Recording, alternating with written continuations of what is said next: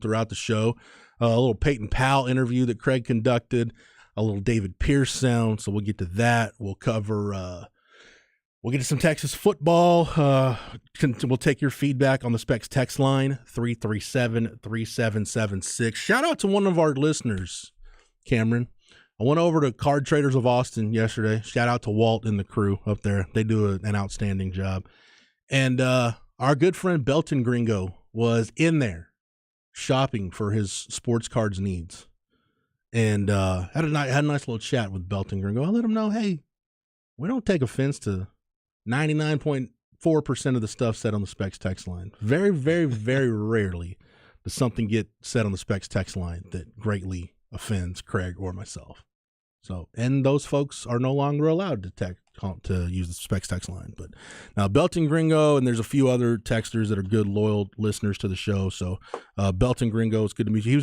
I think he was buying some Keith Moreland cards and some Tommy Boggs cards while he was in there. So adding to the collection. But Cameron, you've never been a big baseball, football, basketball card guy, have you? I used to be when I was a kid. I used to be really into Topps, and my uncle passed down his baseball card collection, but as I got older, I just kind of got away from it. You still have it? Yeah, I still have it. I haven't gone through it in years. What years are we talking about? From, I have Babe Ruth stuff all the way up to Skinny Berry bonds to Fat Berry bonds. And I think I stopped like late 2010s, mostly got into like football cards. So I think the last card I had that I loved was the Finch Young rookie card. Okay. So here's what you need to do. Just if you have that, do you have that box with you, or is it like at your mom's? It's probably in our attic somewhere. Why don't you see if you can find it, and then bring it up here, and I'll go through it. Let's do it. This screenwriter texting on the Specs text line said, Jeff, you the man, but critical series with OSU, not even April yet. No, it's critical from the standpoint that Texas got that sweep over Texas Tech, and going on the road in Big 12 play. Yeah, critical might be a stretch, but just me thinking forward, this is the kind of series that, if this team is for real, like, and that's the thing, Cam, with this Texas baseball team. Like, I don't know. I was on an interview earlier this week with our good friend Tom Barfield up in Waco, and I got asked, how for real is this baseball team? And my answer was, I don't know. Like, I still don't know how good this baseball team is. But if this team is for real, and it's not to say that if they, drop 2 or 3 that they're pretenders or anything like that, but you go up to Stillwater and you take a series from a really good Oklahoma State team, then all of a sudden, like, the progress you made through this winning streak, which heading into tonight's game is at 15 games, that would mean that, okay, maybe this thing is a little more legit than I thought. And I'm not saying that it's all been smoke and mirrors, but, we know the competition during this winning streak by and large hasn't been good. It was nice to see them get the sweep of Texas Tech. But, yeah, like I said, you go up to Stillwater, you take 2 or 3 from Oklahoma State. Dare I say you're cooking with peanut oil at that point, because you would be in a really, really good place for the Big 12 title race. You'd be in a really good place for potentially hosting a regional, which I've said that's kind of my bar for this year. If this team is hosting a regional, I think this team will have had a really good year, considering everything, considering all the losses, everything else. If you get yourself in a position where you're hosting a regional, then that would have been really, really good for this baseball team. So, yeah, we'll keep you updated. Any word from Craig, Cameron? Nothing yet. We're still working on it. All right, so we'll get to some Texas baseball audio, though. We'll get to some Texas football, all that fun stuff. MJ from Hearn said, don't forget about your texter from Hearn. No, MJ, I cannot forget you, because as we all know, thank you to my good friend Matt Stepp for letting me in on this piece of intel many years ago. Hearn is the town that Walmart killed, not once, but twice. 2 times Walmart killed the city of Hearn. So just file that away in case you need a little Hearn trivia. Texter says, sorry, had trouble pulling that up. Hey, Jeff, rumors going around Bijan coming to my Seahawks. Thoughts? I'd hate to see him go to the Cowboys and be wasted in an organization that won't see you past the first round. Hey, they've been past the wild card round. They've been to the divisional round. It's just getting past the divisional round has been the problem for that team. Cameron, I don't know. Bijan to the Seahawks. Interesting. I got to look at where the Seahawks are drafting right now because I know they've got the Broncos pick, which are they going to take Anthony Richardson with that pick and Pete Carroll was at Richardson's Pro Day yesterday and get their quarterback of the future, which I still think is one of the most overreactionary things in sports media is the Pro Days, Jeff. Oh my gosh, when it ends on a dude, you're telling me, right? Like, oh geez, I know I sound like a broken record when I talk about this, but it's like, wow, he completed 60 of 61 passes and looked great. I'm like, yeah, he's on his own campus. He's scripted the throws. He's throwing to his receivers. I don't care if, you do have a ball sail on you or whatever. You should be damn near perfect in that setting. And, the pro day doesn't really relate to what you do on the field. I do think it's interesting, though, that if you look at kind of those three quarterbacks that all came out at the same time with Colt McCoy, Sam Bradford, and Tim Tebow, Bradford and Tebow were taken in the first round. I think it's interesting that Colt's the one still playing in the league at this point. The Seahawks, their second pick is at 20. It's right in that area where I talk about. I think the Chargers at 21, you've at least got to get in front of the Chargers if you want to get Bijan Robinson. If you're the Cowboys, the Bills, the Eagles at 30. Like I said, the Eagles have those 2 picks. Maybe they can package something together and move down and pick up a couple 2s or 3s, whatever. The Seahawks, I got to look at their running back depth chart. I think that would make sense, but I really like Bijan with the Chargers. The more I think about it, like we talked about yesterday, the Justin Herbert factor, take out Brandon Staley, remove Brandon Staley from the equation. I really like Bijan with the Chargers. With the Seahawks, Jeff, because they drafted Kenneth Walker last year, so it's tough to see them going running back heavy back-to-back drafts. The Chargers make sense because Austin Eckler has requested a trade. Now, he has not been traded yet. I do not think so. But 21 for Bijan makes a lot of sense if you're a Chargers fan or if you're even on the team. DJ Dallas, Darwin Thompson on this depth chart I'm looking at for the Seahawks. Yeah, running back for them seems like it would be overkill to use a first-round pick on a running back, especially if you're going to go quarterback with that first pick because you're not planning on Anthony Richardson playing for you at all this year. So I would think they've got to get somebody that can help them at a different position. So, like I said, I think you've got to – and for the Seahawks, you know what, though? The Seahawks are at 20. That seems like a really good spot for Pete Carroll. We know Pete Carroll's one of those coaches that loves to trade back and maybe pick up some picks and maybe still get the guy. The Seahawks typically do a really good job of valuing and more often than not, they are drafting at the back end of the first round, like really maximizing those picks and being wise with their picks and maybe trading back and still getting the guy they want. So maybe that's the scenario for the Seahawks, but I'm kind of with you, Cam. Even like you draft Bijan as like a backup running back. Or a 1A, 1B with Kenneth Walker. I just think there are better ways to use your draft capital if you're the Seahawks. Austin Frog says, same can be said about the 2011 quarterback draft class. Take a look at the quarterback who is still in the league from that year. Would that be the Blaine Gabbert, Christian? Was that the Christian Ponder draft? All right, let me look. Let me pull that up on the Google machine real quick. Let's see. Cam Newton. That was not the Blaine Gabbert draft. Jake Locke. Yeah, Blaine Gabbert went 10th overall. Christian Ponder. That's the quarterback draft. When I saw Christian Ponder go in the top 15 when the Vikings got him at 12, I'm like, okay, we've officially jumped the shark on drafting quarterbacks. Like Christian Ponder was probably a 2, maybe even a 3, and you jumped up to get him midway through the first round. There's still wasn't Tyrod Taylor and Andy Dalton part of that draft class? Yeah, Andy Dalton was. Blaine Gabbert, is he a free agent at this point? I don't know. I know he was with the Bucks last year. Andy Dalton's with the Saints now, maybe? Is that right? Carolina. He's with in Carolina. Just signed with Carolina. And then I don't think Tyrod Taylor's still in the league. Am I right? Am I wrong about that? Tyrod Taylor's still in the league? It says he's with the New York Giants. Tyrod Taylor's with the Giants. Okay. Let's see. Other quarterbacks. Colin Kaepernick was in round 2. Oof. Taylor Potts from Texas Tech. Gerard Johnson. from A&M. Ryan Mallett, Texans fans in round 3. Yeah.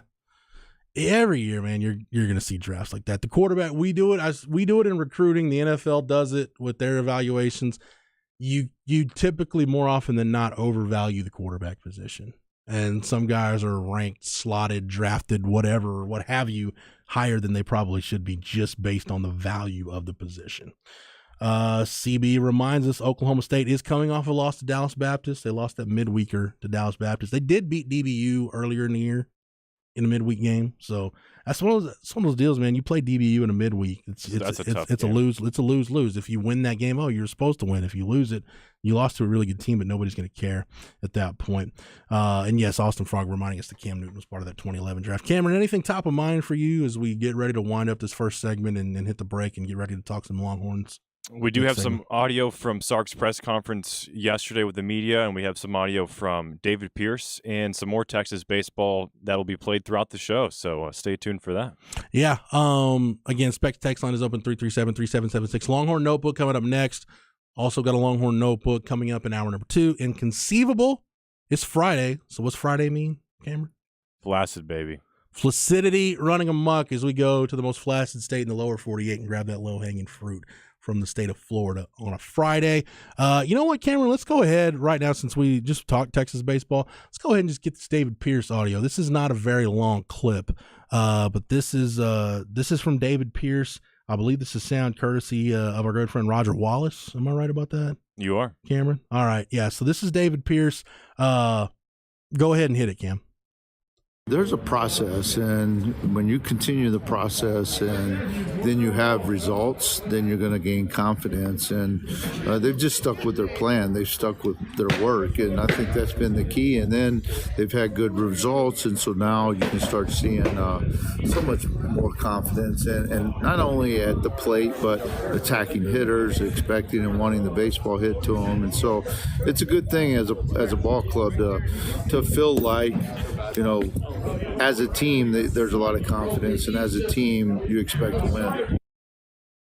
Yeah, one of those guys that we'll hear from here in a little bit is Peyton Powell, speaking about confidence. Cam, how does a .416 batting average with a 1209 OPS sound to you? Does that grab you a little bit? Yeah, just a little bit. That'd be strong to quite strong. 5 bombs, 19 RBI for Peyton Powell. Eric Kennedy hitting 374. Porter Brown at 363. Garrett Gilmetz over 300 at 314. Dylan Campbell, we're starting to see the average creep up. He's hitting 266. Jack O'Dowd almost, just right below 300 at 284. So you got guys in the lineup that are starting to produce. And like Coach Pierce said right there, when you look at their pitching, you pretty much know at this point what you're going to get from Lucas Gordon. Charlie Hurley continues to be really good. LBJ got the 3-inning win in College Station on Tuesday. Zane Morehouse making that transition to the back end of the bullpen. So everything at this point, holds up from the improvements they've made during that winning streak when they had that big homestand and you're playing the likes of, New Orleans and UIW and Manhattan. Get good routines going, build some confidence, and that's carried over to conference play. We'll see if that continues tonight in Stillwater. I'll tell you what we'll do. We'll take a break. We'll come back. Cam, we'll get to some of that Sark audio after the break, and we'll talk a little Texas football. Longhorns getting ready for a scrimmage tomorrow in spring ball. We are beyond the halfway point of spring ball. We're kind of heading down the stretch. Spring practice right now. We'll get some Sark audio, and we'll continue to talk Texas baseball throughout the show. Take your feedback on the Specs text line. All of that and more as we roll along on a Friday edition of Light the Tower on the Horn, live, local, and digital, on the Horn app and at hornfm.com.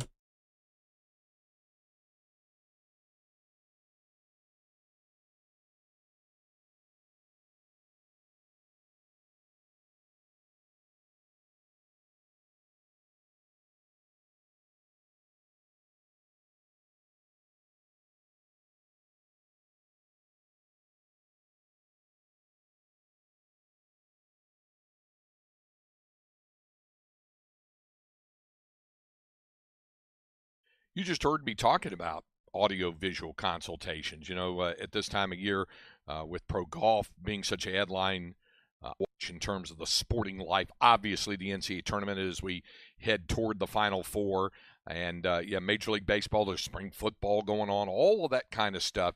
And Audiovisual Consultations is everything you would need to set up the home entertainment system of your dreams. If you've got it in your mind how you want your man cave or your den or living room or patio done, and you want it done a certain way, that's where Tom McKay and his staff come in, because they are truly the experts, and they'll bring everything you need to set it up. Yeah, so if you had your eye on a specific 75-inch HD TV, chances are Tom and his staff already have it in stock. If not, they can lay their hands on it pretty quickly. So you don't have to shop for the TV and the surround sound and all of the amounts of equipment needed to make that work. Audiovisual Consultations is one of the largest dealers of most TV and audio brands. They have all the hottest items in stock. And not only is Tom stocked up with the hardest to find smart TVs and Sonos audio equipment, he's also not raising prices like all of the others. Give him a call. You can check him out on the web at avconsultations.com. Then give Tom and his staff a call at 512-255-8678. Let Tom McKay and Audiovisual Consultations help you realize the home entertainment system of your dreams.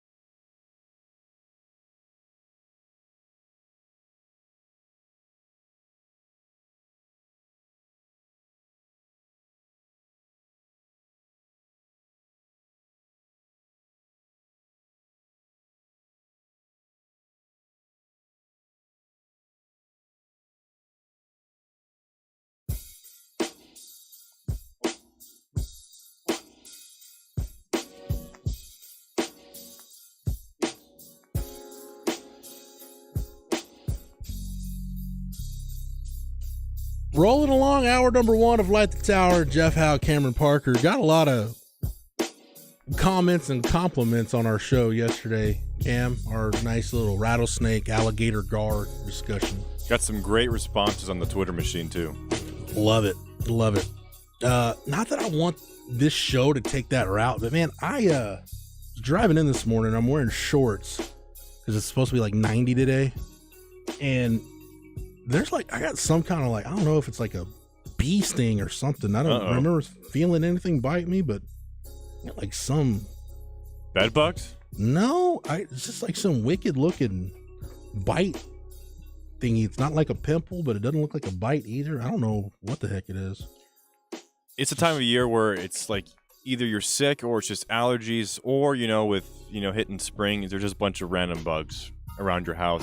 I don't know, man. I don't know. I just like, it's one of the deals like I put my hand like on my console and then like I brushed it against my nail. I'm like, what is that? And I'm like, is it an ingrown hair? I don't know. So you just ever get like random stuff on you? You just don't know how it got there? Yeah, all the time. Dude, it's one of those deals like, I'm sure everybody's like this.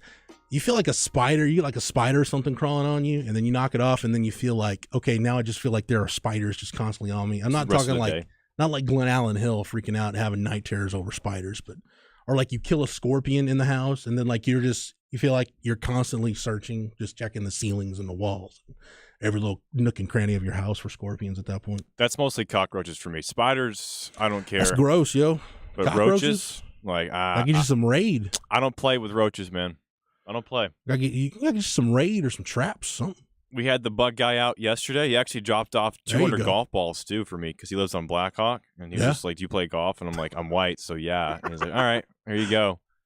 So it was a win-win day, you know. Was that like one of your ultimate, like, just random non-nefarious fantasies come true? So I was like, Cameron, would you like 200 free golf balls? Well, yes, I would love 200 free golf balls. Yes. Yeah. Yeah. You won't have to buy golf balls for a minute then. Are we talking like nice stuff, like some nice Titleist balls or what? Well, if you're playing Blackhawk, that means you're not very good at golf usually. So there's a lot of no disrespect to anybody out there right now. Yeah, I mean it's a cow pasture if we're being honest, but it's a good track for you're looking to pay $10-15 to play golf. There's some decent stuff in there. That's what I'm talking about. That's my kind of course. If you're a beginner golfer, I highly recommend Blackhawk. And it's also golf prices have gotten. I'm turning this into a golf rant, so we're just going to move along, Jeff. No. I want you to get this out. It feels like something that's top of mind for you. It's like been in your system for a while. You need to get it out.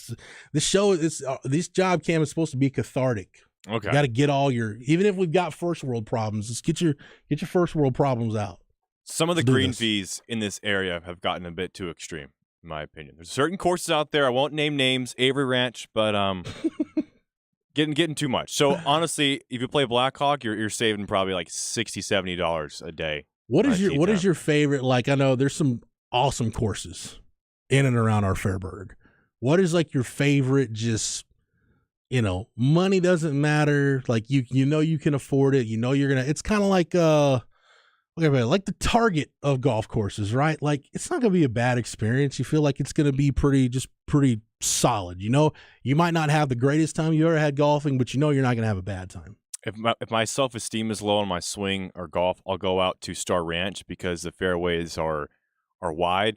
Now, I think the best public golf course in Austin is Forest Creek. Like, for the price and for the amenities and just for the golf course, it's one of the toughest golf courses to play. So I love Forest Creek. That's my go-to anytime I'm looking to tee it up. Sweet. So there's Cameron with some little golf course advice. Let's transition from the fairway to the gridiron for this hour's edition of the Longhorn Notebook. All right, Cam, we got some Sark cuts. What is cut number 1 we're about to hear right here? This is from yesterday's post-practice Zoom, by the way, with Sark. Yeah, so this is Sark talking about how many games Arch Manning will start. No, okay, this is actually about Quinn Ewers and the development of Quinn and both him and Alfred Collins. Yeah, I think a couple of things from Quinn. I think Quinn had a really good winter conditioning kind of off season. I think he got himself in really good shape. He definitely feels more comfortable. You can almost a sense of, he's throwing the ball very naturally, very comfortably. I think from a decision-making standpoint, the reads are just happening that much quicker, that much more decisive. I think the management of our style of offense, right? The shifts, the motions, the tempos, the varying tempos, all those things of handling that aspect of the game, I think you're seeing growth. I think it just looks like a guy who's in year 2 and is growing into year 2 from a comfort level. Not perfect, and I don't expect him to be perfect right now. I mean, we challenge him every day, and the defense is challenging the offense every day, and we're putting new things in. There's some things we're looking at that maybe we haven't decided are we going to put and have as a part of our offense. And so that can be challenging on a quarterback because there's some newness to what we're doing. But at the end of the day, I just think his comfort level, but also I think his intent, right? I mean, he was very intentional this offseason of getting himself in a really good space physically and mentally. And I think it's showing throughout the first 8 practices. I think Alfred has taken another step, right? We talked a lot about Alfred a year ago about, it wasn't about the talent, it was about the consistency in the play and his style of play. And when Alfred plays that way, which he's doing right now, where he's consistent at the point of attack, he can use his length He has great athleticism. He can close on the ball. And when he plays really violent, like he's doing right now, he's a real problem. And I think that we've seen that here the first half of spring from him. All right, let's work backwards. The Alfred Collins bit, that's exactly what I want to hear from Alfred Collins. He chalked him up again, kind of like David Benda in that intriguing player category, and both of them for different reasons. We talked about David Benda earlier in the week as maybe having that John Harris type season, but on defense for Texas. Do we know how good Alfred Collins is? We know the raw tools. We've seen the flashes. Can you get it consistently? And if you get it consistently, there's no question Sark is right. That's not him blowing smoke. Dude, he's a difference maker. If you get that splash play ability on those splash plays, instead of being few and far between, are more frequent, and he is just a down-to-down consistent football player, he's one of your probably 2 or 3 truly impact guys on that side of the ball. There's no doubt in my mind. And again, I mentioned this yesterday, the big question for me with the defensive line, it's not can Tavondre Sweat and Byron Murphy be what Keandre Coburn and Moro Ajomo were last year. It's can Alfred Collins and Vernon Broughton give you what Tavondre Sweat and Byron Murphy gave you last year? Can they do that this year? That's the big thing for me in terms of this defensive line really truly being able to talk about talent depth. It's the Michael Scott scene from The Office where he says, "Yes, thank you." That's what we talked about yesterday in Longhorn Notebook. Was about Alfred Collins, and we already know what he can do. It's can he do it consistently? I just want to know what their plans are for him in terms of what shade he's playing, and if he's playing multiple shades and having success, then that means the football IQ part of it will be there for him along with the talent. If he's playing just one shade and this is working, then maybe that's all it was. Maybe he just needed to focus on one thing and do that one thing well. The Quinn Ewers stuff, Cam, doesn't really surprise me at all. I mean, you go out to practice, you watch him, even the little bits that we've gotten to see, he just looks like a guy that understands what he's doing. It's the difference between Quinn and Arch now was the difference between Quinn and Hudson Card at this time a year ago. Hudson Card looked like a guy that understood the system, understood the flow of practice, just looked more comfortable. Whereas Quinn was the guy trying to figure everything out. Now, Quinn is the guy that's had a full year in the system, understands the flow of practice, understands what Sark and A.J. Milwee want, and Arch is the guy trying to figure out how everything functions, how everything works. So it's just a comfort level deal with Quinn. And I mean, as good as we've heard Jonte Cook and A.D. Mitchell and DeAndre Moore have been, I think just putting more weapons around Quinn, and this kind of goes back to another thing I talked about earlier this week. Sark figuring out kind of what makes him tick, what concepts, what things within his offense can you go to really get Quinn in the rhythm, really get him established, build his confidence. I think that's the kind of stuff you start working on this spring now that the baseline fundamental stuff is in terms of knowing the offense. I know when we talk about fundamentals with Quinn, I know it goes back to footwork, but, we talked about something on the Longhorn Blitz this week that really made me think. Rod brought it up, and it's true. You could tell at times last year, once defensive coordinators had some film on Quinn and figured out, okay, this is how you can defend him, you saw him trying to process and really have trouble processing. And that's not to totally excuse like the footwork issues and the mechanical issues that we talked about with Quinn. I just wonder how much of the mechanical issues and the fundamental issues go back to having to process, and then once you process, you realize now the clock in your head, you're rushed, and then you don't really get to set your feet and throw properly like you ideally would want to. So I think all of that stuff ties together. Your ability to process, your ability to anticipate, and then the footwork and all that stuff has to come with it. It's just, talked about it before, it's just that slow burn that even the best quarterbacks we've seen in Texas go through. Vince went through it. Colt went through it. Sam went through it. Everybody goes through those periods where maybe you hit that wall and you're trying to figure some things out, but the really good ones, they clear that wall and then they're off and running at some point. What's this next cut we got, Cam? The latest scrimmage standouts, I believe. Yeah, so there was some scrimmage stuff that went on last Saturday during the coaching clinic. Obviously, we talked about scrimmage coming up tomorrow, but this was Sark talking about guys during those scrimmage situations last Saturday who stood out. I think all in all, last Saturday went well. I think, first of all, we came out of it healthy, which is always a positive in spring. We want to tackle. We want to be physical. but you're always mindful of injuries and what that could look like. I think that was the first part that stood out to me. I think inevitably, I thought there was some real flashes in the pass game. I thought that there was some things that we've been working on in the passing game that was really effective for us. I think Terrence Brooks was a guy that kind of stood out that did some things last Saturday that showed up.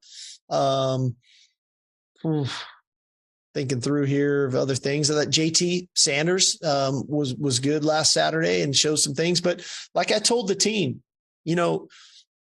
I felt like we could have been better last Saturday, and that's my job, right? To say, hey, as we continue to grow and go, I'm always got to push you, and I got to keep pushing these guys to new heights and new heights and new heights. And when I told them when they came off the field, I said, hey, we were good today, but we could have been better, right? You guys have set a standard here that is very high, and they've worked to create that standard. And now our job is to meet that standard and then exceed it to create a new standard.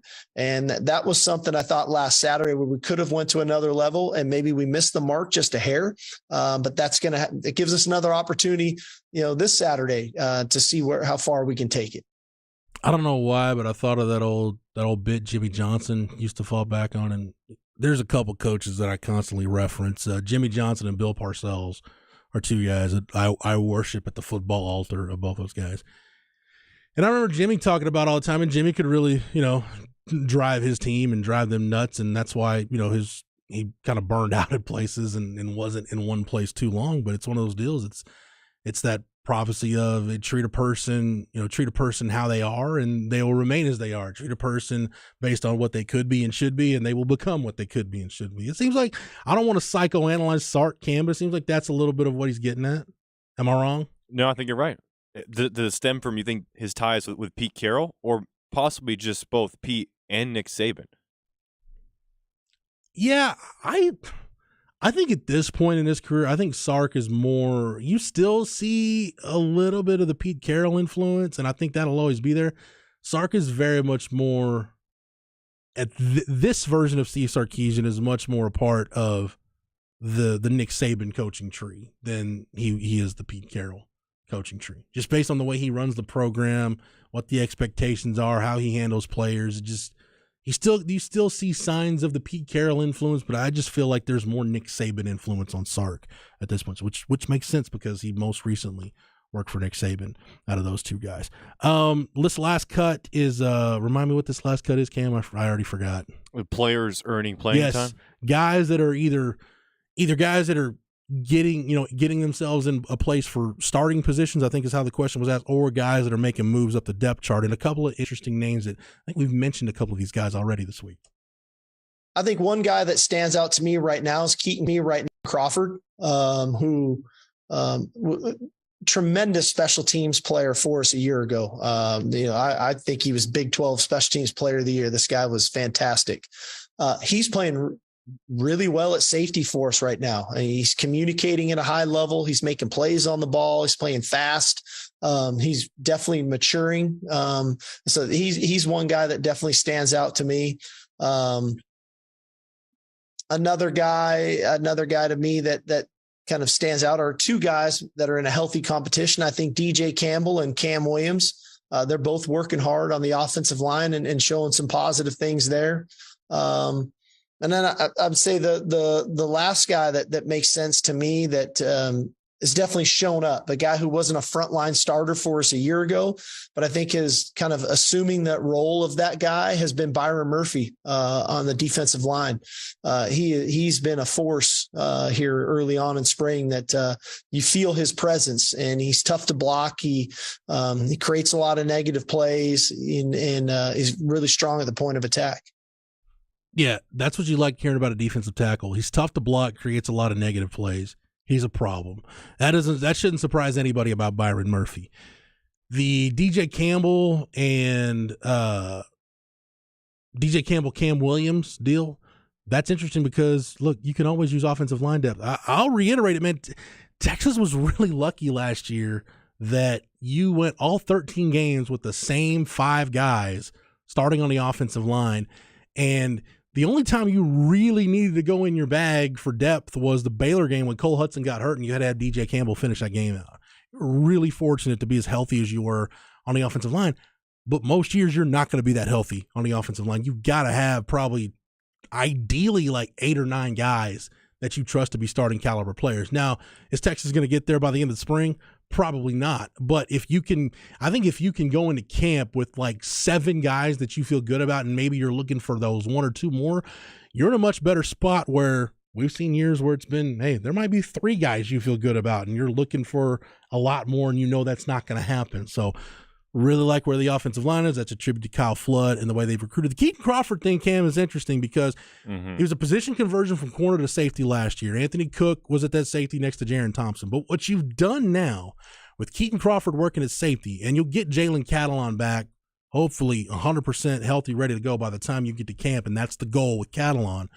But Keaton Crawford now has been at safety and corner. Jahdae Barron's been at star and corner. You got several guys in that secondary now that have been able to cross-train positions. Gavin Holmes has worked at the star position and corner. Xavion Bryce has moved around a little bit. Austin Jordan's worked a little bit at the star. So the fact that you've been able to manufacture depth, you like that on the back end because that doesn't mean, okay, if so-and-so goes down, that means the number 2 field corner goes in. No, you can just take your next best defensive back, shift some things around, and it's not like it's just a total mind you know what for the guys that are on the field. You've got enough position flexibility that guys that have trained at different spots to where you feel like you can mix and match and really at all times have the best 5 or 6 defensive backs you can on the field regardless of what their primary position is. Keaton Crawford is a name that I'm surprised to hear in the spring ball because last year, Jeff, after he made that switch, it just felt like, he just didn't know what he was doing. Like he couldn't grasp the scheme that what PK and what Sark was asking him to do defensively, and it felt like possibly that by the end of spring ball he wouldn't even be on the roster anymore because he would be out of playing time. So to hear his name is promising. It felt like a tale of 2 halves of spring ball for him last year. Like you heard about him competing with Jaron Thompson for the first half, yeah, and then it was like by the end of spring, that field safety job was Jaron Thompson's. And we didn't, to your point, we didn't hear anything about Keaton Crawford pretty much from the end of spring ball all through last year. Like Sark said, he was a core special teams guy and a good core special teams guy, but that was Jaron Thompson's job. But dig the fact that Keaton Crawford, again, a guy with position flexibility, position versatility, is on the field at safety right now, getting some quality reps. We got a couple of texts in on Specs text line asking about where Craig is. Craig is in Stillwater. Some technical difficulties getting connected at the team hotel this morning. It happens. It's funny, Cam. I talked about the health of the Texas offensive line. As much as Craig travels, this is the first time like we've really had an issue with internet stuff at the team hotel, whether it's baseball, basketball, whatever, football. Like Craig's had a pretty good run. Like it almost feels like we were due for something to go awry on the technical side. One little hiccup. It's not on his end either, which is the sad part. Like, yeah. Craig could be here if he could, folks. So, but we're still trying to work on it. He could if he would, but he's not. So, hopefully Craig will be back in studio Monday. So that'll all get worked out. All right, Cam, you ready for some golf recommendations? Let's do it. Okay. MJ from Hearn says, "Hey Ty, what do you think about Forest Creek?" Yeah, love Forest Creek. Well, I'm sure Ty Henderson, if he's listening, will take note of this. But Cam, what do you like about Forest Creek?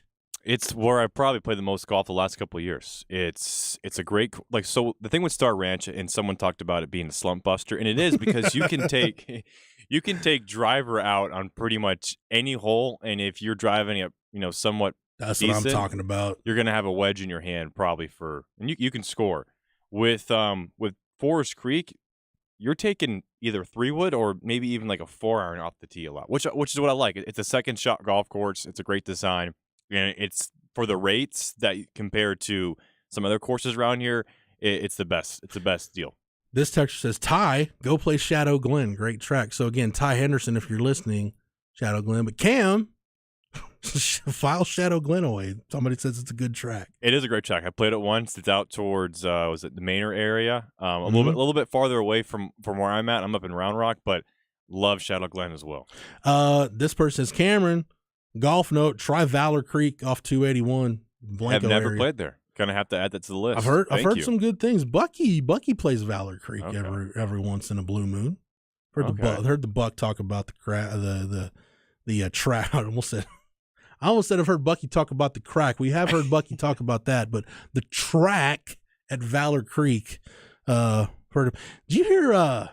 Talked about this with Zay and Chad yesterday. Did you hear Bucky giving Isaiah grief over possibly needing some Blue Chew that our man Hardball Hard is advertising? Oh, no. I don't know why Bucky went after Zay like that. Of course, Bucky made it a point to say, well, I don't need it at 66 years of age, but I don't know why he was throwing Zay under the bus like that. That ain't right. Says, is Craig hungover from the NIT last night? Go Mean Green.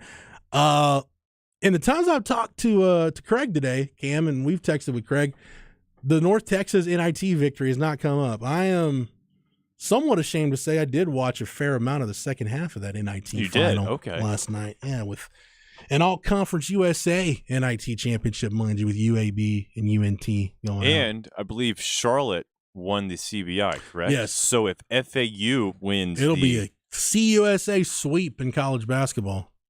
Power 5 who? So it was nice to see UNT win the NIT last night. CB says Ty Parker, Cam Henderson. Just getting says Cam, please. CB knows. Cam, please play Twin Creeks. If Bob Blue can get me out there, I will.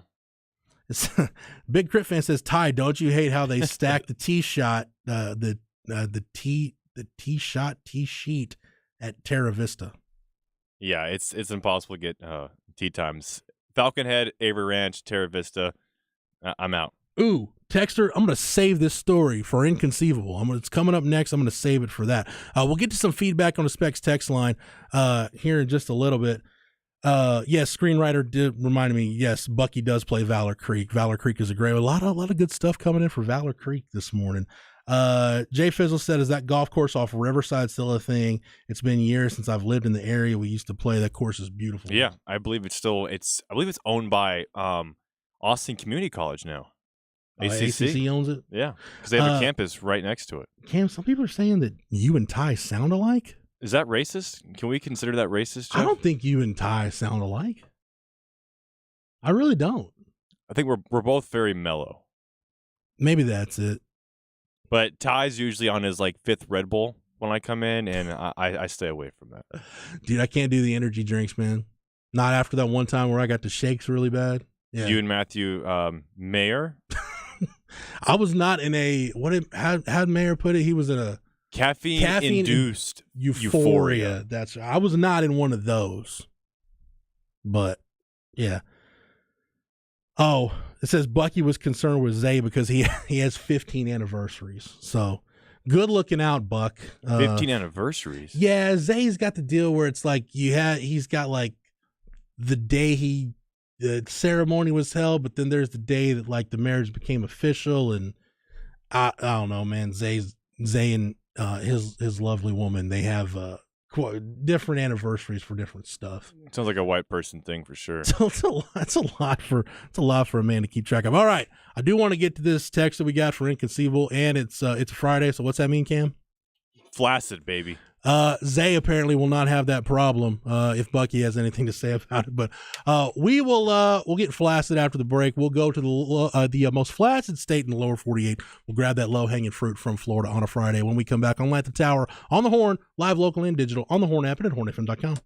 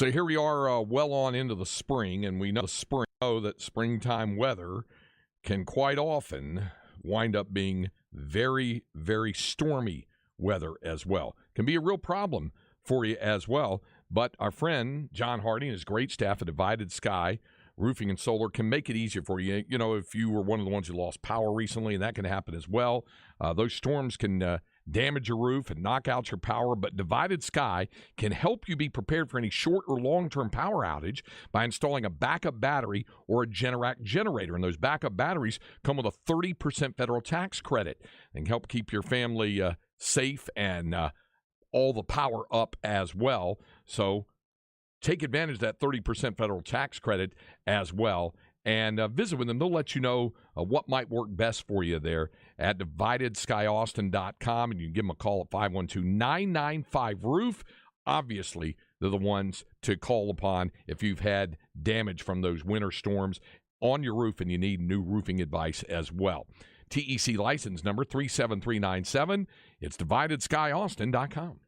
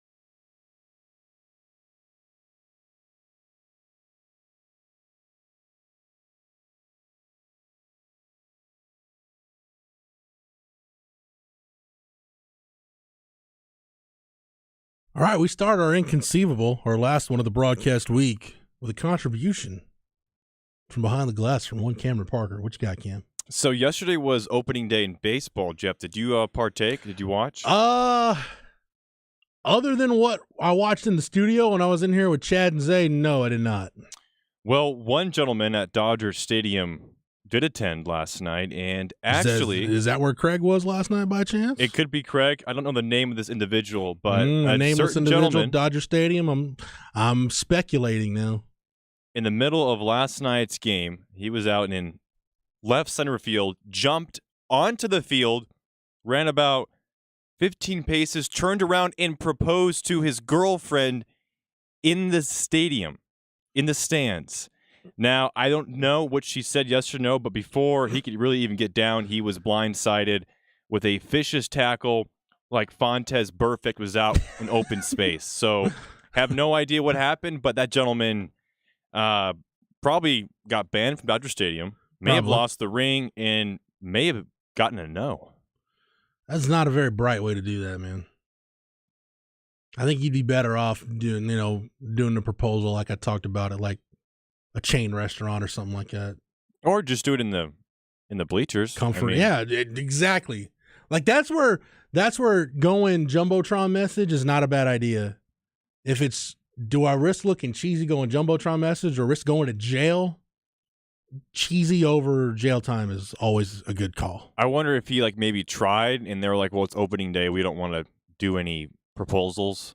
But he was like, I've already got my tickets. Like, I can't change it now. And they're like, sorry, man. And then he went to plan B, which was, I guess, storming the field and getting his collarbone readjusted. Yeah, man. That sucks to be that guy, but hey, it's like you always say. You play dumb games, you win dumb prizes. Yep. That's how that cat found out. All right, Cam, we got 3 for inconceivable. You know what? I'm going to save this one on the Specs text line. I'm going to save this one for when we come back because I think this is great. It's about the town of Hearn and that Walmart deal I always link Hearn to. Where do we want to start? Let's start, domestic violence in general is not funny. It's not something to joke about, but only this story could come from the state of Florida. A Florida man is facing domestic violence charges after allegedly slapping a woman in the face.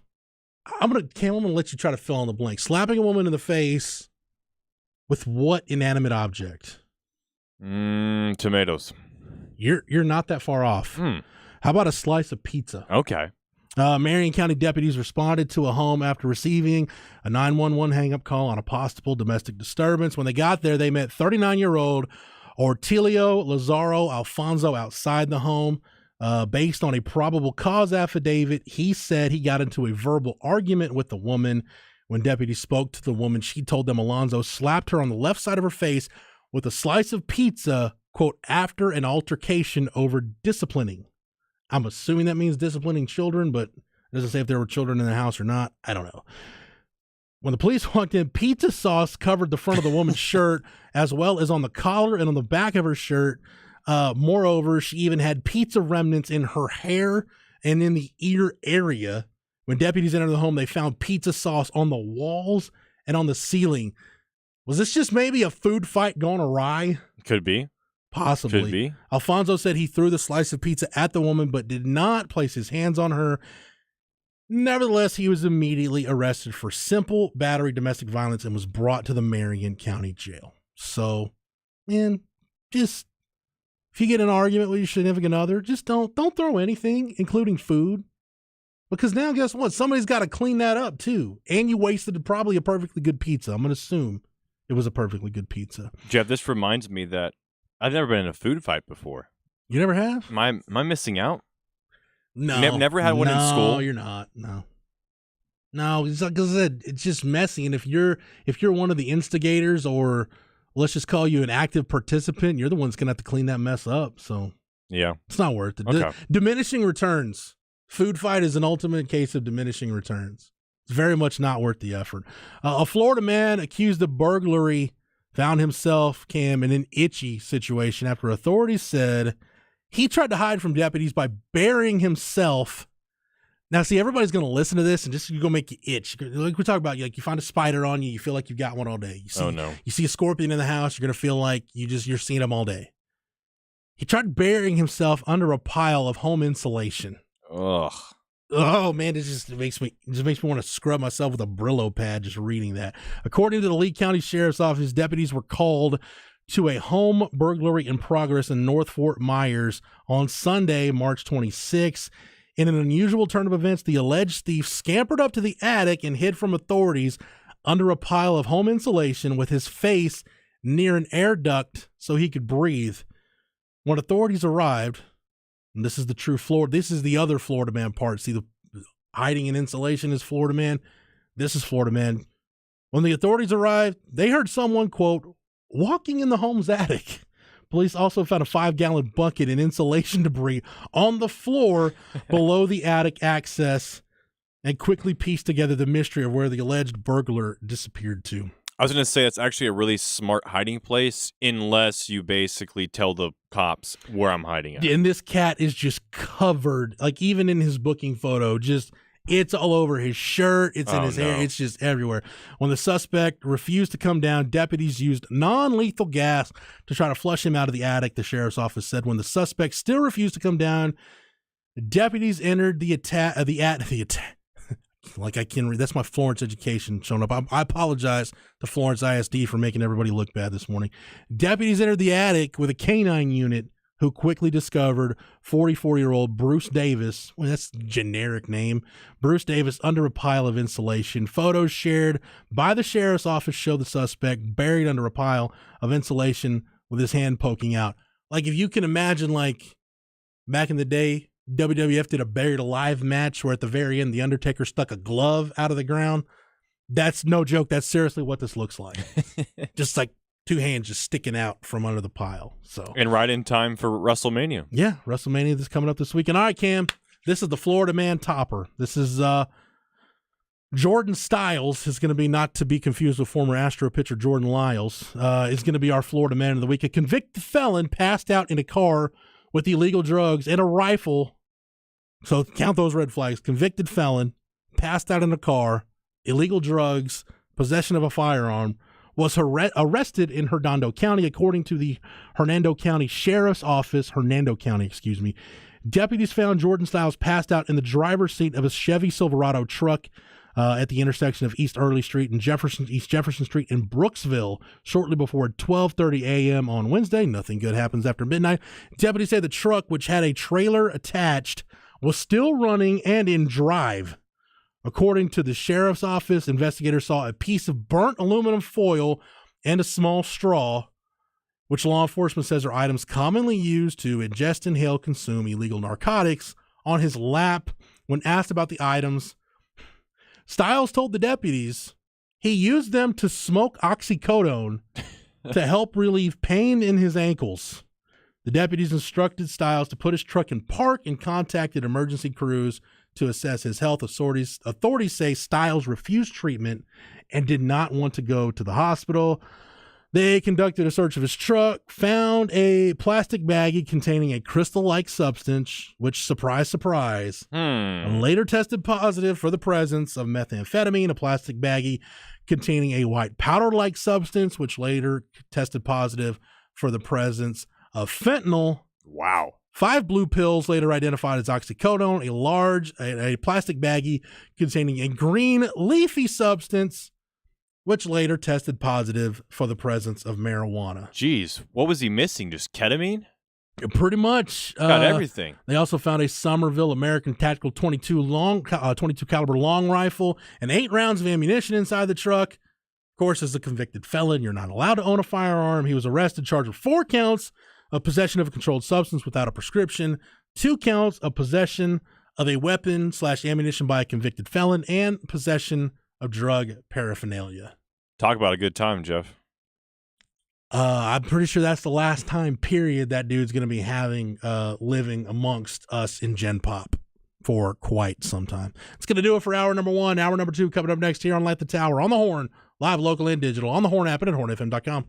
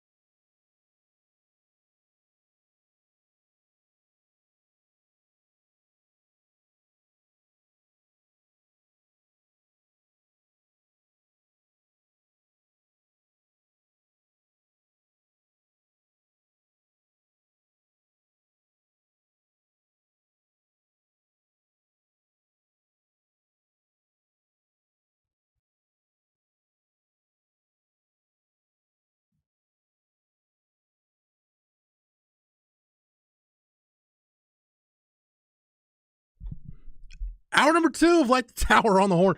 Dude, I didn't know we were back. What happened, Cam? Quick breaks this time, man. Yeah. We ran out of intro music? Pretty much, yeah. Damn. Okay. I thought I was having a hell of a day because I went back to get some water and there were 2 Round Rock donuts in the break room. Yeah.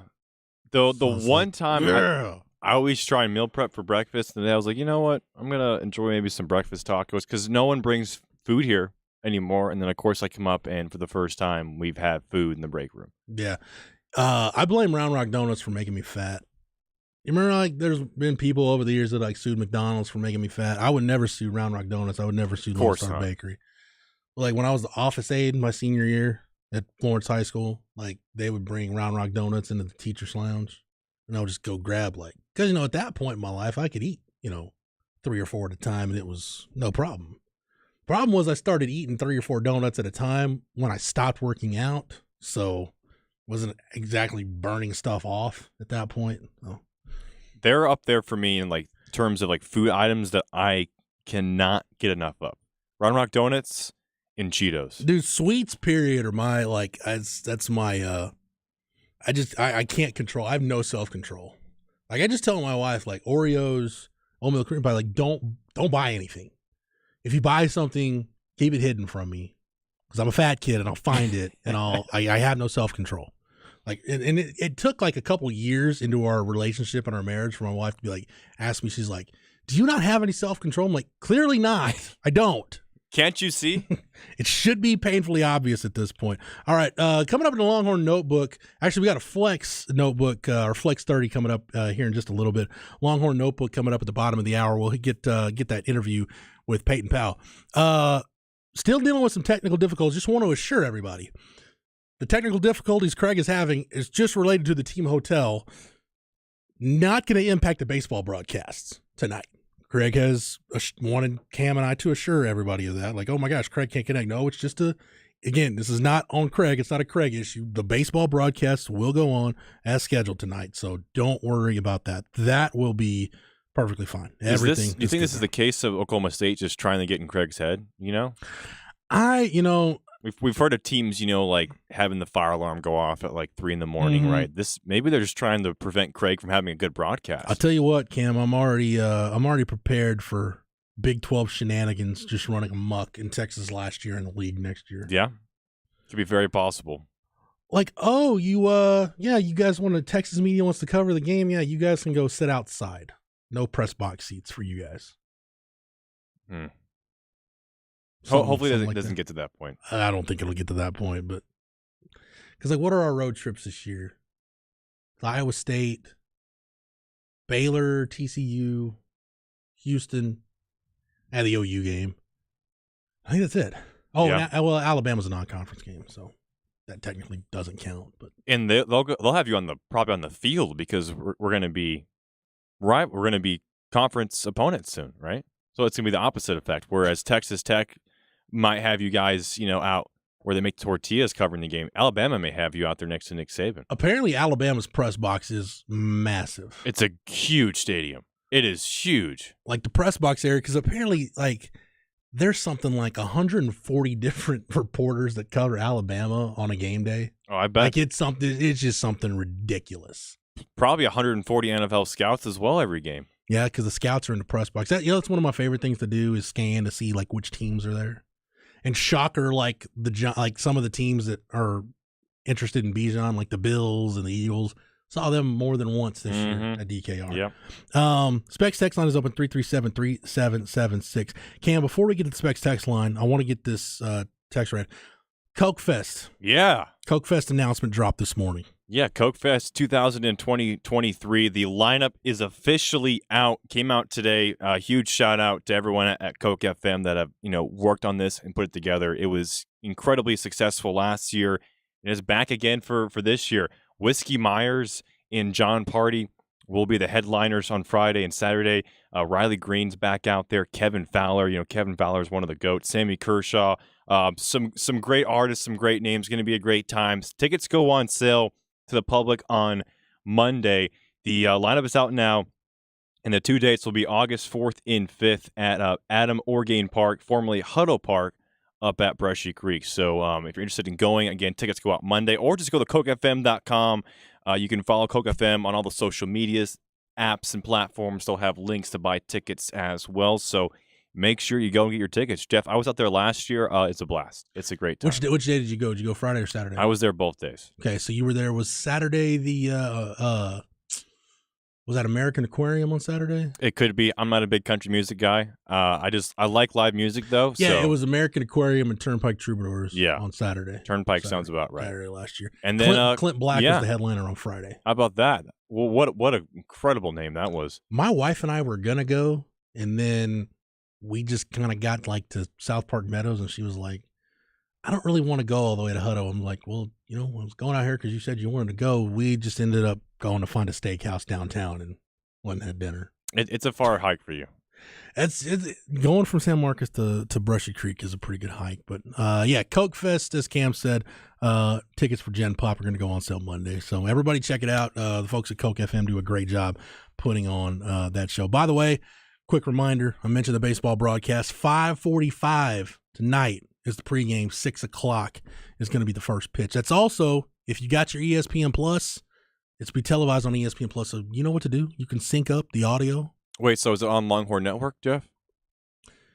No, Cameron, it is not on Longhorn Network. And you can go to hornfm.com and hear Craig and I talking about why the road games and conference play are not on Longhorn Network. And so I don't have to repeat myself on that. So thank you for that reminder, Cam. Just go to Horn FM. You can go to hornfm.com for a lot of your needs, including why road baseball games are not on LHN. So again, 5:45 tonight with the pregame, 6 o'clock with the first pitch from Stillwater. All right. So Cam, remember I've told you, Matt Stepp, our good friend from Dave Campbell's Texas Football, probably while he was driving through Calvert on his way down to a state 7-on-7 tournament, made a point to tell me one year that, because he comes down through Calvert that way, him coming from the Metroplex, I go the other way coming from, at that time I was still living in Williamson County, so I would go through Hearn to get to College Station. And he said, oh, you know about Hearn, right? And I was like, what about Hearn? He said, Hearn, that's the town that Walmart killed twice. What are you talking about? So he sends me, there was a story, now I can't remember if it was the New York Times or the Washington Post, that basically did this big expose on how Walmart killed Hearn twice. It killed it when it opened because all the mom and pop shops shut down downtown. And then when it closed, there were no mom and pop shops to go back to. So effectively, Walmart killed it twice. We got this text, Cam, from an employee, said, regarding the closing of the Walmart in Hearn, I was working in that area in the early 90s when they closed.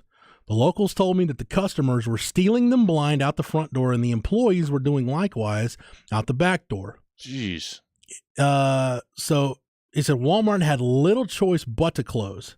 It's terrible that Walmart put so many of the mom and pop stores out of business, but many of the residents would drive to the Walmart in Bryan to do their shopping. Wow. Which MJ from Hearn can correct me on this. I think it's like a half hour, 45 minutes from Hearn to the Bryan College Station area. That in my head, that sounds right. But that's basically what happened. It was the, I believe, if I'm remembering that story right, the Walmart in Hearn had one of like the highest, I think it was the highest shrink percentage of any Walmart in the country.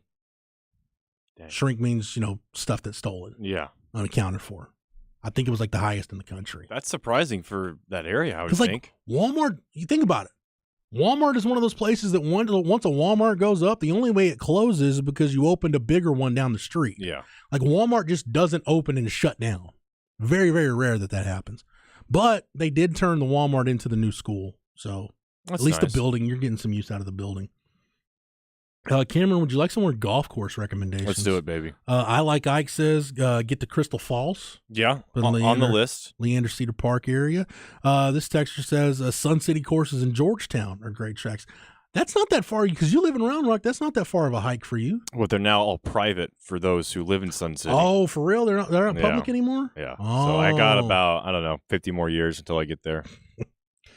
You're an old soul, Cam. I think that by the time you're like 35 or 40, I think they'll let you They'll pass. see the hairline and be like, oh, yeah, you're in. Yeah, dude, you're good. We don't need to check ID. So like one time I got carded at HEB, and no joke, the nice young lady at the checkout counter at HEB goes, wow, you're a lot younger than you look. Like, thanks. What a backwards compliment. If there was ever such a thing as a backhanded compliment, I got it that day. Said Riverside Golf Course is the best bang for your buck in Austin. Please don't play there. It's my home track. Kissing Tree in San Marcos is a really good track too. That's not quite walking distance from me, Kissing Tree, but it's there. Air Guitar Matt says yes. The course off Riverside is still open and owned by ACC. Amazing course and fairly cheap. Yes, Phil. As Craig says, North Texas is one of his several alma maters. I can't run down all of them. Craig will have to do that for you on Monday. Man, a lot of stuff coming in for the Riverside course. Limerick Winter said they played it last week in really good shape, except for a couple of the tee boxes. Other than that, it's really good. What is this? It says light the tower on a pitch count. Oh, that must have been when I missed the break. I was talking about Round Rock Donuts. This text and Sweets. This texture says, "I'll die for microwave honey buns." I haven't had it. It's been years probably since I've had a honey bun. You like the honey bun? My mom always got me Little Debbie's for like my lunch for school, and so I either had zebra cakes, honey buns, or those like chocolate confetti brownies. I've heard of too many practical jokes involving honey buns and a certain we'll just say a certain bodily fluid that I won't describe in any more length. Okay. Yeah. I've heard of too many pranks. It just kind of ruined the honey bun for me. Yeah. Just not great. And some of those could have been, that could have been a ruse, could have been a joke, a rib, a fib, if you will. But I took it. This texture brings up a great point. Jeff, have you ever thought of suing Burger King for banning the chicken Whopper? Yes, it has crossed my mind. I may start a campaign with Burger King, just like I do my once a year email to the Smuckers company who owns Folgers, for why they refuse to elaborate or kind of do the new generation version of the Peter comes home for Christmas commercial. Folgers gets my email every year. I've noticed that the responses from Folgers, though, Cam, they get snarkier every year. Yeah. So what's the usual response from them? Well, one year they sent me some Folgers coupons and said they were sorry, and then lately it's just been like, "Thank you for your concern," and that's pretty much it. That's it. No coupons. No coupons or nothing. They pretty much know they're gonna get a strongly worded email from me every year around Christmas. Suing Burger King, I don't know if I would sue Burger King, but I just want to know why. I just want to know why you had to do away with the chicken Whopper. There was nothing wrong with it. It's just a chicken. It's just a Whopper with a chicken breast. That's it. I know I could make my own, but that defeats the purpose of going to a fast food drive-thru. Should be as little work as possible. Are you Team McRib? Hell yeah, I'm Team McRib. And that's also gone as well. So you're losing your seen favorite items, Jeff. You seen the Family Guy bit where Peter's driving down the road and sees McRib is back, and he just like does a 180 in the middle of the street, just busts a U-turn and goes home. He's like, "Lois, kids, this is not a drill. It's for real. We practiced for this." That's kind of how it is for me when I realize the McRib is back. I had it once and did not like it. As a matter of fact, The Simpsons did something like that too when the Krusty Burger discontinued the Ribwich sandwich, and then Homer found out there was a Ribwich tour for people that go across the country to find Krusty Burgers that still sell it, and he went on the Ribwich tour across the country. That was good stuff. There was something else I was going to read on the Specs text line, but Chicken Whopper tour coming to your city soon in 2023. See, the only place you can find I want to say it's like Abu Dhabi or somewhere like that you can find. It's only $1,000 flight. Or like Dubai. Jeff, why are you going to Dubai? 2 words: chicken Whopper. How mad do you think? My wife probably would divorce me if she checked the bank account. It was like, why did you spend $3,000 on a flight to Dubai? Chicken Whopper. Of course, I could just drive to Hillsboro and go to Brahms and get the Brahms chicken sandwich, which, as I've said, but it's not the same. It's close enough that I'll settle for it. Close enough that I'll settle for it. I mean, Dubai's a great city to visit, I've heard. It's just very pricey. So maybe you can figure out a work event. They play some golf tournaments over there. Maybe you can get out there and find a way for the horn to pay for a $4,000 plane ticket. You see this cat on TV with his nose ring, Cam? Look at this dude. I can't see it. Got that bull ring in his nose, man. You know anybody that's ever gotten a nose ring, Cam, or any kind of body piercing? This stuff just looks like it hurts like hell. I have friends, mostly females, who do the body piercings. Like the navel piercing or the nose or the tongue or whatever. Not doing that for myself though. No, I got one. I had an ear pierced, but it's very, very much closed at this point, and I don't. You had an ear piercing. Don't need to see plan a on picture. Don't plan on doing it again. You know what? I can probably find one on an old Facebook photo from back in the day. I can show you during the break. I'll go through Facebook and see if I can pull one of those up. All right. I think that's going to do it for this segment. We'll take a break, come back. Cam's got your Flex 30 update. And for our Longhorn Notebook, we'll hear Craig's chat with Texas third baseman Peyton Powell. One of the pleasant surprises of this 15-game winning streak, of this early season surge by the Texas baseball team. We will hear that interview and more when we come back on Light the Tower, on the Horn, live, local, and digital, on the Horn app and at hornfm.com.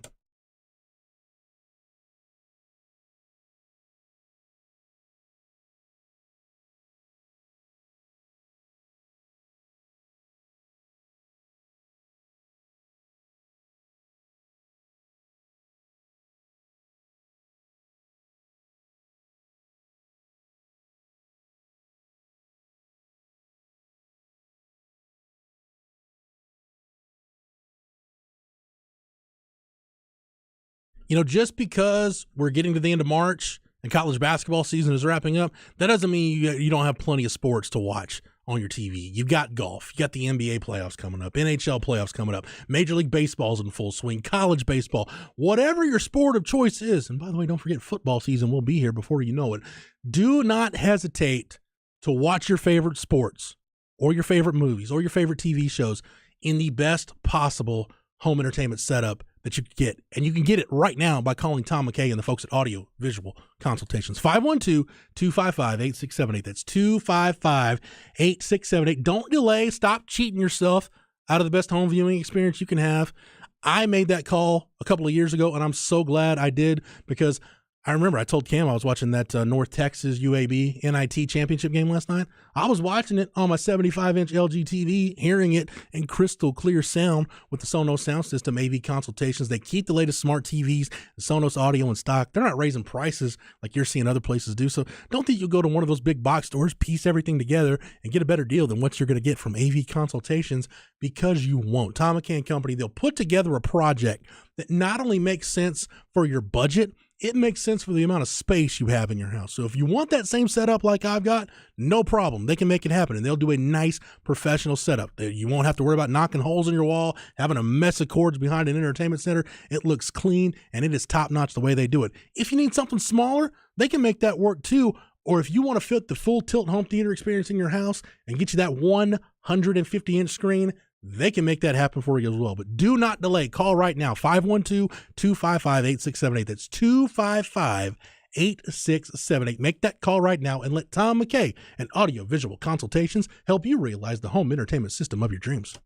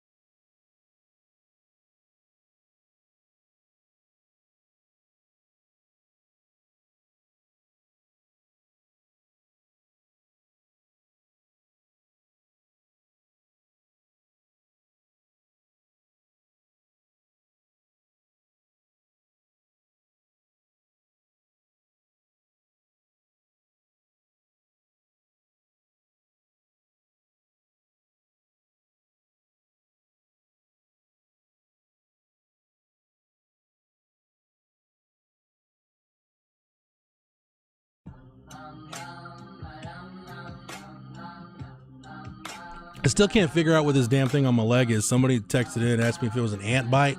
No, it's not an ant bite. I don't think. Because I squeezed it and like nothing came out. And I thought I had like a hair follicle in here. I may have to get after this thing with a pair of tweezers when I get home. So I don't know. It's weird. It doesn't hurt. It's just bothering me now, you know? And like when you feel like you got a pimple, like if it's somewhere like on your shoulder or something, like you feel it and you're just like, dude, I just gotta go pop that thing. Otherwise, I'm just gonna keep touching it all day. Are you into the media of like watching like Dr. Pimple Popper? Dude, no. My wife is, and it's I can't do it, man. Yeah, I can stomach quite a bit of stuff, but the pimple popping stuff, that's where I draw the line, you know. Like if it's on my body and I don't have to see it being done, then fine, whatever. Like, you know, sometimes you just got to go to the dermatologist and there's stuff you got to get taken care of. But dude, watching the videos, no. I know some people whose wives love to like pop it for them. I'm afraid to walk around my house shirtless because if I have something, even if I can't feel it on myself, my wife will seek it out. She's like, "What is that?" I'm like, "It's a freckle." She's like, "No, it's not. Come here." And I'm like, "What?" And it's almost like she did like, I think for our anniversary, I'm gonna get my wife like a miner's headlight so she can wear that because it's always like, here, hold the phone at this odd angle. So I'm like sitting here, it's like this cam. I got like my arms crossed or something, and I'm holding the phone back here. I'm like, will you hurry up? She's like, it doesn't hurt that bad. I'm like, no, my shoulders hurt because I'm twisted into a pretzel right now. Just get this over with. I don't know if there's any of our female listeners who enjoy doing that, or any of our male listeners who hate that they have a female in their life that does that to them.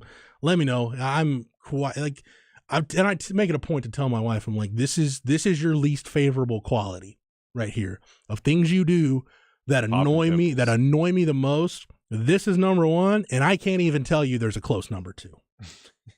Especially like when I shave my head, like I'll get like maybe like an ingrown hair or like a bump on the back of my head, and she's just like, "Ooh, what is that?" And just walk by, and I'm like, "There's, you know." See, I don't mind that because there's certain parts to someone who now shaves their head, it's like I can't get to, and I can't really see it well. So, and it's like I'm like, "Hey, can you tell this is either a mole or an ingrown hair?" Yeah, that I understand. But like but popping a pimple, like ingrown hair, like that's completely different than popping something that's gonna have a bunch of pus come out. Yeah, the ingrown hair is a pain in the butt. All right, wow, I didn't realize I hadn't I don't know why the text line does this to me, like it won't reload. So it's been popping off. It has been popping, yeah. We'll get to some of that feedback before we get out of here because there's quite a bit of it. All right, Cameron, let's go ahead and get our flex update right here.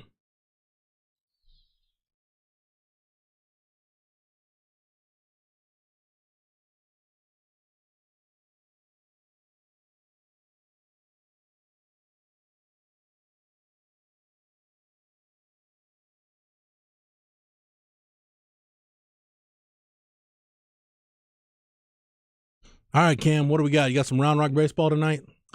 Have that against Mayor of the Night, 25-6A. And then also some high school soccer playoffs real quick, Jeff. We can go over some scores from last week going into the night. A really good game on the girls' side in 6A. Round Rock versus Dripping Springs. Now, this is a fun game because Dripping Springs has a player named Ellie Hodson, I believe. Hodson, excuse me. Well, Hodson's going to miss the next few weeks, Jeff. Do you know why? Because she's joining the United States women's national team, U16, and they're going to France for the next few weeks. So she has to leave high school and leave Dripping Springs in the middle of the playoffs to go chase, her dreams. That means that Drip will be without one of their best players. And that game's tonight in the regional quarterfinals, Round Rock and Dripping Springs. So if you're interested in watching that game, it's a high school soccer, highly recommend that one. Dripping Springs, led by Carolyn Dillon, the goalie. She has 13 shutouts this season, and they've outscored opponents 109-11, which is absolutely insane for high school soccer. That'll be a real fun game. And then on the boys' side, we have Leander and Rouse playing each other tonight, and then Pflugerville Connolly. They're playing Liberal Arts and Science Academy. LASA having a great year on the boys' side.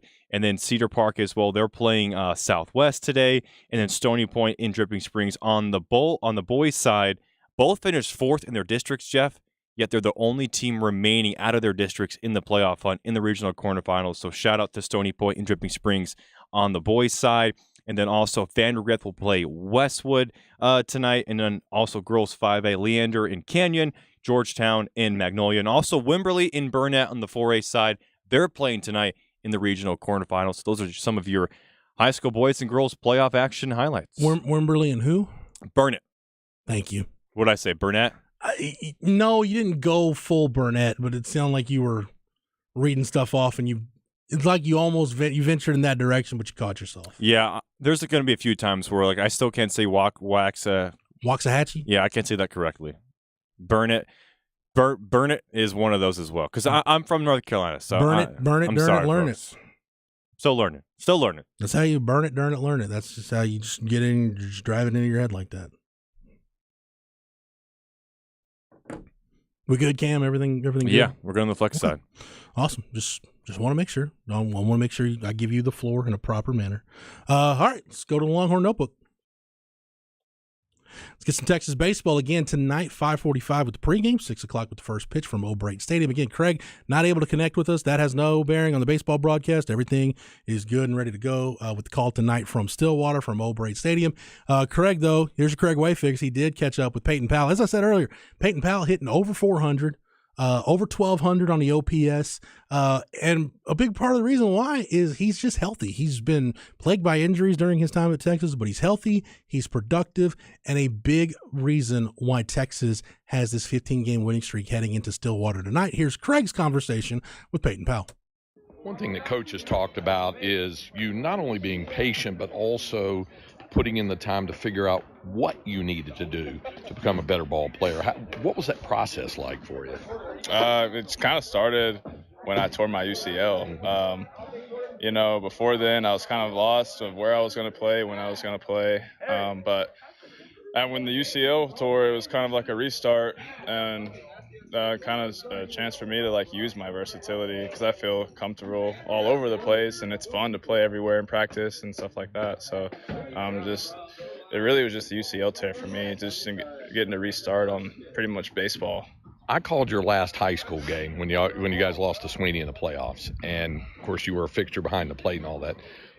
When did, because you're so versatile, come into your mind that I could be a regular at third base? It's always been in my mind. I just never really expressed it. I didn't know I had the right or luxury to express that stuff. What do you mean by that? I just didn't. I felt maybe like I was in the wrong or something like that. Telling Coach that I can go play somewhere. Maybe he thought it would be a joke or something like that. But no, everywhere feels good. But I love third. I've played third since I was little. But yeah, he told a story about how he had a conversation about you wanted to examine where you were with the program, and then said, let's come back and talk tomorrow and you tell me if you want to, if you're in. And you came back and you were in uniform, you said, I'm all in. And then he started using you at third base. It all seems to come together for you. Yeah, we've had a bunch of talks, and we've had a bunch of those tough talks that no one wants to have, but they need to have. And I think we've benefited every time we've had those hard conversations. So hopefully we don't have to have too many more of them, but they've always benefited us and the team. So yeah, explain to people that old phrase about the ball looks as big as a beach ball. For you right now, it doesn't exactly look like a beach ball, but what's the vision like when you've got it going like you've got it going? I just try and keep my head back. That's the main thing I do. When I talk to my teammates about it and they, ask why I'm seeing it well, I'm just trying to keep my head back. If you can keep your head back, 92 stays at 92. 92 doesn't turn into 97. That's just the main thing. Now, you guys have faced a lot of left-handed starting pitching. You have 3 right-handers going. Does that, even though I know you've got to be disciplined to play whether it's a righty or a lefty, does it get you a little more jazzed up seeing a righty, even though you guys have had some unique splits? Yeah, no, not really. Just whatever they want to throw is pretty much what we'll take, righty or lefty. There's no, and I don't think the lineup cares which way or another. So, but yeah, it'll be cool to face 3 righties. It's been a while. Trust me, that was not Craig interviewing Cameron Parker or Ty Henderson, as some folks on the Specs text line have suggested. No, that was Peyton Powell. I like what the Colonel Craig Flowers texted in earlier, Cam, that maybe the difference between, he does say that you and Ty sound alike. The difference is Ty has a little more, there's a little more Spicoli about Ty. Spicoli. Yeah. What's that? Yeah, I take it you haven't seen Fast Times at Ridgemont High. It's been a while. But you have seen it, right? That's the Sean Penn character. Yeah. Is Spicoli Sean Penn's character? Yeah. Or mm-hmm. Yeah. Okay. Hey, he also looks like him too.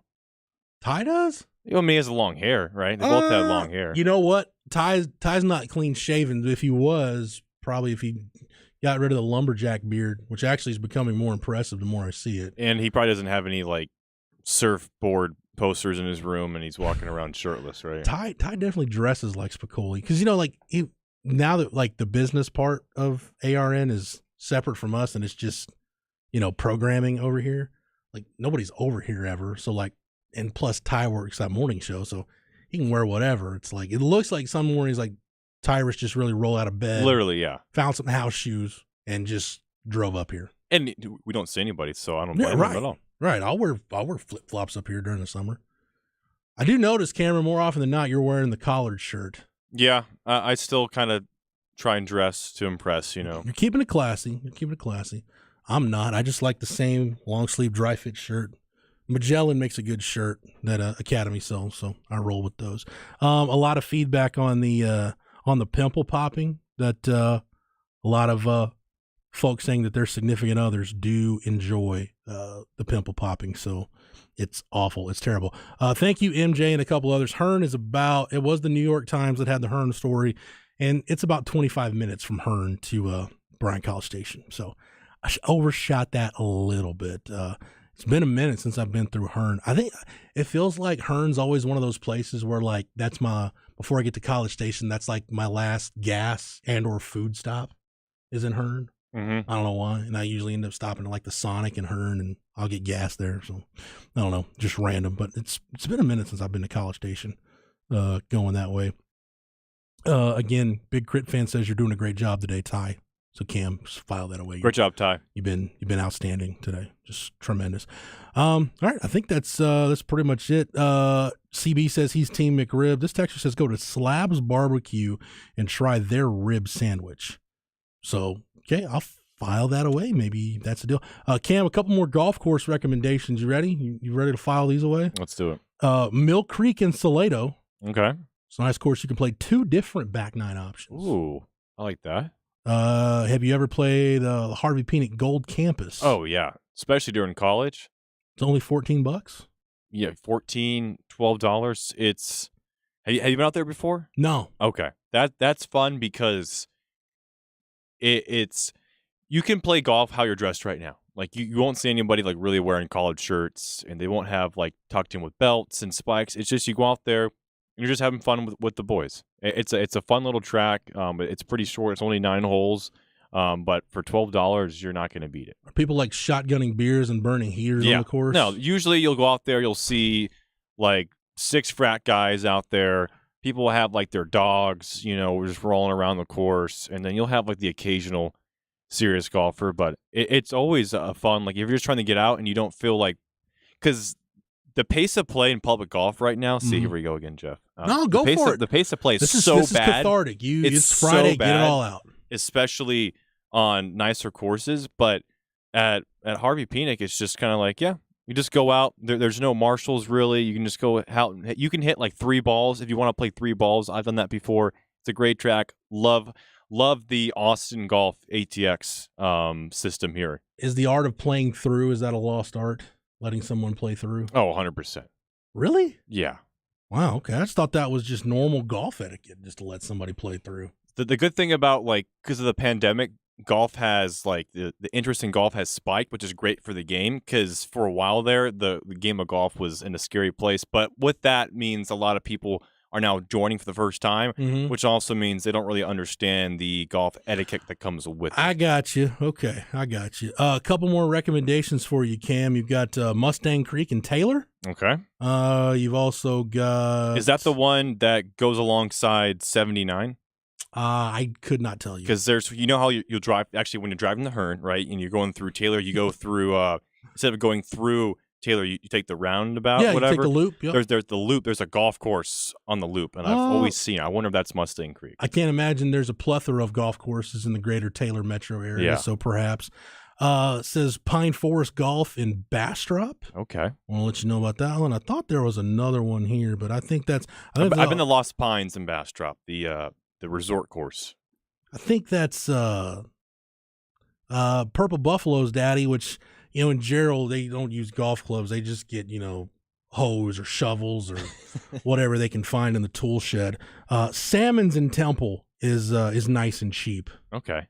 That's a little bit of a hike for you. You'll run into Mill Creek in Salado before you get there. So I'm down to travel. I've been out to Delaware Springs, which is a great course, and that's out a little bit farther towards. I don't even remember where Delaware Springs is at. Do you know what I'm talking about, Jeff? if you can hold your nose through Gerald and just get over the smell of like goat pee and cow crap, it's like hangs like a big cloud over that city. If you can get over that, then you can make your way on up north. Burn it. Delaware Springs is in Burn it, by the way. Okay. Not Burn that, Burn it. Burn it, darn it. Great learn it. track, and yes, Mo Woolley is a great course. And I haven't mentioned Muni Lions, but that's because we already know what Lions is. It's kind of like talking about the greatest Texas players of all time. You don't really have to mention Finch Young because it's already granted. Yeah, that's what I said when I asked the question, who's your favorite Longhorn? Don't give me Earl, don't give me Ricky, don't give me Colt Vince. Who's your favorite Longhorn? Dylan Haynes, yeah. Dylan Haynes? Really? Dylan Haynes, your all-time favorite Longhorn? No. Dylan might listen to this show. He's still in the area. That's at Cameron D. Parker, Dylan, on Twitter, if you want to send your hate tweets to Cameron. Aren't you at Cameron D. Parker on Twitter? Yes. No, Yeah. when I wanted to be, when I was a kid, I wanted to be a white safety or a white cornerback, and it was Dylan Haynes, and then Blake Gideon, of course, Gideon was before that, yeah. Dylan Haynes. So there was something else I was going to bring up in that realm, but no, I forgot. Oh yeah, my answer when they say who's your favorite Longhorn, you exclude the greats. Casey Hampton is my answer. have a signed picture of him at home. I have a Casey Hampton signed jersey that I need to get framed and need to get put on the wall. Yeah. Got a Malik Jefferson, Deontay Foreman. Got a Ramonce Taylor jersey. RT. I need to get put on the wall too. So got a lot of stuff. I got that Emmitt Smith jersey. I got to start working on some of those projects and getting some of this stuff in frames and getting it hung up on walls and whatnot. Yeah, I need someone to come in to redesign my office because I have a lot of sports memorabilia. I have a lot of credentials. Do you do anything with your credentials? It's funny you asked that because I was thinking about that this morning. Yeah. And I'm to the point now where I've got so many. I'm just like, okay, I've got to keep certain ones that I'll keep, and I'll do some kind of display or something with them. Like my credentials, for Notre Dame, USC, The big ones that. Ole Miss, the Bama one this year, all that fun stuff. Kansas ones, yeah, Kansas. Going to U of H this year. That'll be one. Yeah, you got the right idea, Cam. All right, that's pretty much going to do it for the show. We'll take a break, come back, close out this edition of Light the Tower on the Horn, live, local, and digital on the Horn app and at hornfm.com.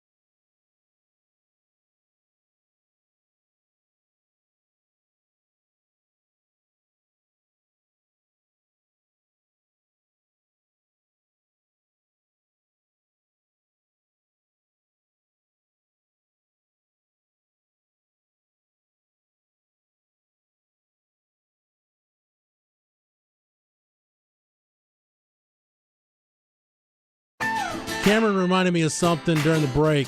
Today is the last day that you could have a free verified Twitter account. Starting tomorrow, you got to pay for it. So I guess I'll go home and pour one out for my blue check mark because I'm not going to pay for it. You're not going to pay for it? I have Twitter for free right now and don't really want it. So, it's what, $11 a month? Something like that. Yeah. I can think of better things to spend $11 a month on. So pour one out for my blue check mark. That's what I'll do later tonight. Cam, outstanding job this week, sir. Cheers, Jeff. Great broadcast week coming to an end. Don't forget to get your Craig Way fix tonight, 5:45 with the pregame, 6 o'clock on the first pitch from Stillwater. It's Texas and Oklahoma State. First game of a 3-game Big 12 series on the road for the Longhorns. And thank you guys so much, you guys and gals, for your feedback on the Specs text line. Text line the last 2 days has been awesome. It's been tremendous. Thank you so much for listening and participating in the show. For the absent Craig Way, for Cameron Parker, I am Jeff Howe. Thank you so much for listening, and we will be back on Monday to light the tower on the Horn, live, local, and digital, on the Horn app and at hornfm.com.